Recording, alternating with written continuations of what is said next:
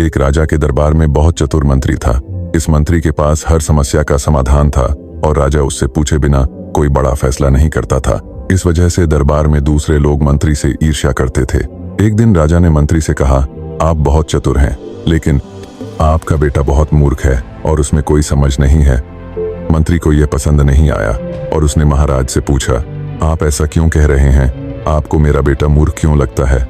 राजा ने कहा, हर सुबह जब मैं लोगों से मिलने जाता हूं तो आपका बेटा वहां होता है। मैं उससे हर दिन पूछता हूं कि क्या ज्यादा कीमती है, सोना या चांदी, और हर बार जब आपका बेटा चांदी कहता है। यह सुनकर दरबार में सभी लोग हंसने लगे और मंत्री को बुरा लगा।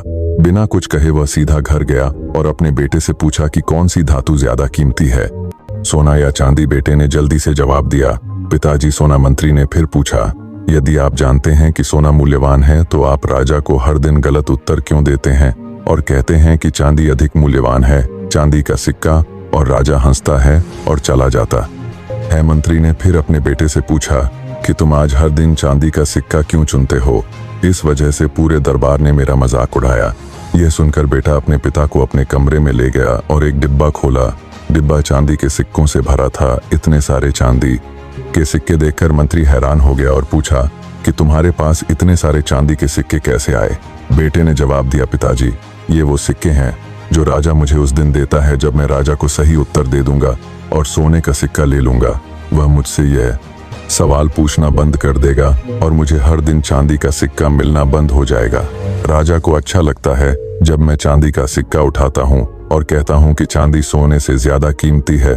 वह हंसता है और ज्यादा सोचे बिना चला जाता है। मैं एक सोने के सिक्के के लिए अपना दैनिक चांदी का सिक्का नहीं खोना चाहता। यह सुनकर मंत्री को अपने बेटे पर गर्व हुआ और वह समझ गया कि भले ही लोग उसके बेटे को मूर्ख कहते थे, उसके बेटे की बुद्धिमत्ता कुछ ऐसी थी जिसे केवल एक बुद्धिमान व्यक्ति ही समझ सकता। आप जो कर रहे हैं वह सही है। फिर इससे कोई फर्क नहीं पड़ता कि लोग आपको मूर्ख या पागल कहते हैं। दुनिया अक्सर उन लोगों को पागल कहती है जिन्हें वह नहीं समझती।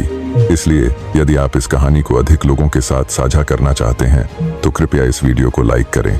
मैं अगली बार आपसे ऐसी ही एक और कहानी के साथ मिलूंगा। इसलिए धैर्य रखें, आभारी रहें और जीवन में आगे बढ़ते रहें।